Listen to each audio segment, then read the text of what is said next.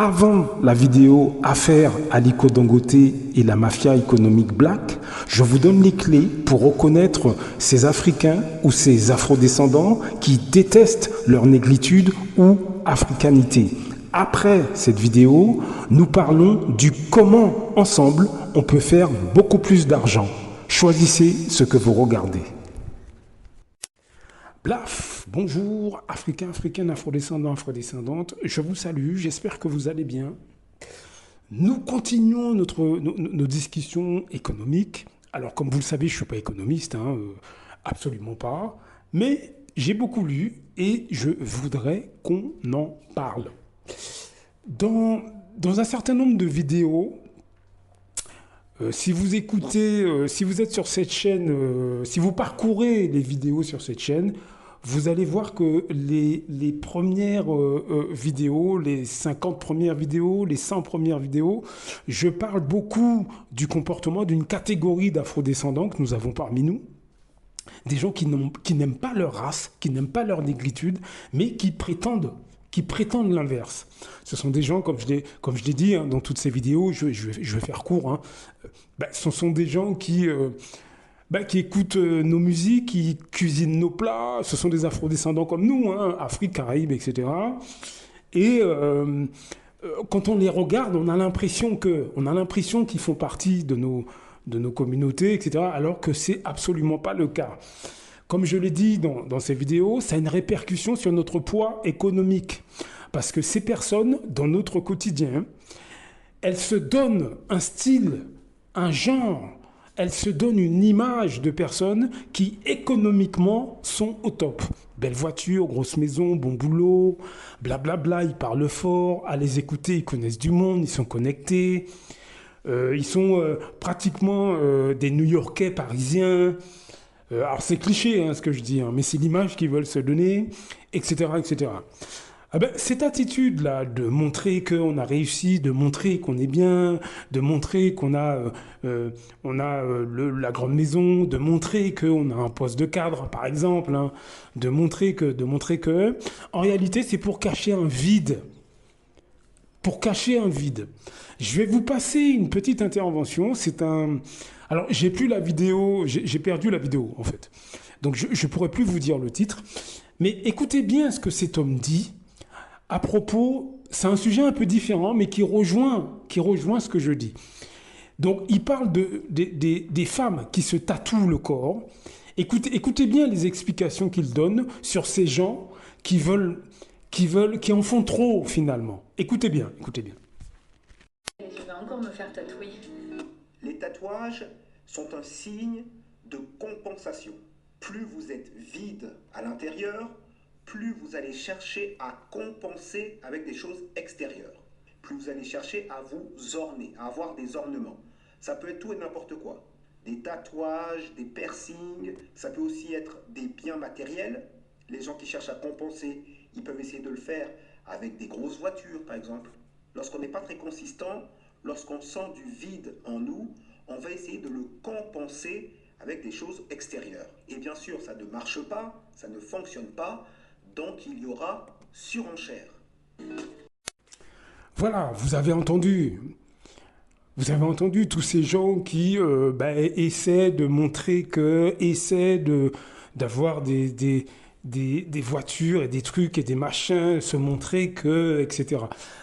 C'est ce que je vous dis dans beaucoup de ces audios. Économiquement, on a beaucoup de mal, tout simplement parce que on a tendance à copier, on a tendance à prendre en exemple des gens qui paraissent financièrement assis, alors que ce n'est pas le cas. Ces gens-là, ils sont nulle part. Même quand on admire ces artistes dans les télévisions, vous savez, concernant la musique, par exemple, beaucoup d'artistes que vous voyez dans les clips vidéo, en réalité, sont endettés, ne s'en sortent pas. Je ferai une vidéo là-dessus. Je crois que j'ai une vidéo là-dessus où le gars qui a fait la vidéo, il explique qu'il loue, pour paraître, il loue des villas, mais à la journée. Il loue des voitures de sport, mais à la journée, c'est pas à eux. Est-ce que vous voyez le truc ? Tout est dans l'image. Et c'est le problème que nous rencontrons. Vous voyez ce que je veux dire? C'est le problème qu'on rencontre. C'est on est entouré de gens qui sont au sein de nos familles, parmi nos amis, qui, en façade, nous montrent une image, mais en réalité, une image qui n'existe pas. Est-ce que vous voyez ce que je veux dire? Est-ce que vous voyez ce que je veux dire? Une image qui n'existe pas.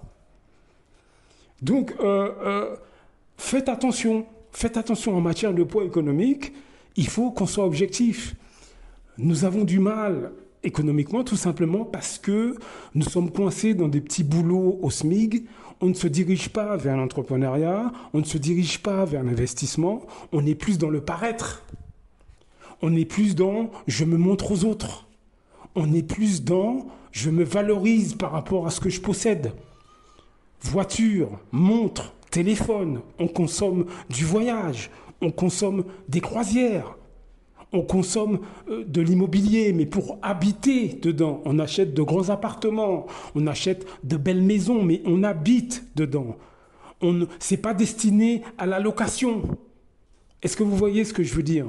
Nous, on veut tout posséder à notre nom et utiliser tout dans le quotidien, alors que les gens qui font de l'argent, ils achètent, mais il faut que ça ramène du revenu. Ils achètent une maison, oui, mais il faut que ça ramène du revenu. Ils louent. Est-ce que vous comprenez ce que je veux vous dire? Vous avez des milliardaires qui ont des yachts, mais ce que vous ne savez pas, c'est qu'ils louent le yacht une partie de l'année. Ils achètent des jets privés, mais ils louent le jet privé une partie de l'année. Comme je l'ai déjà dit dans d'autres audios, ça ne rembourse pas tout le yacht ou tout le jet privé, non, mais ça paye une partie des frais. Est-ce que vous comprenez ce que je veux vous dire? Ça paye une partie des frais. Vous voyez ce que je veux dire? Donc, il faut qu'on apprenne à changer notre point de vue. Déjà, la toute première chose, c'est avoir une éducation financière.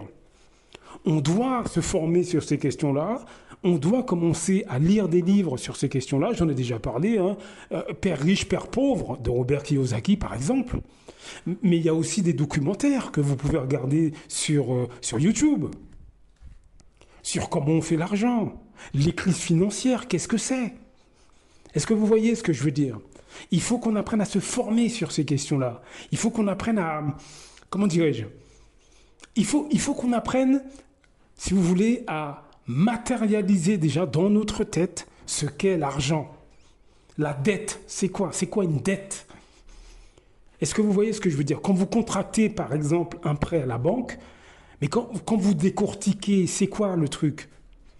Vous remboursez un capital avec des intérêts. Est-ce que vous voyez ce que je veux dire? Donc ça, ce sont des choses qu'on doit apprendre pour comprendre notre fonctionnement sur les questions financières et pour avancer. Est-ce que vous comprenez ce que je vais vous dire?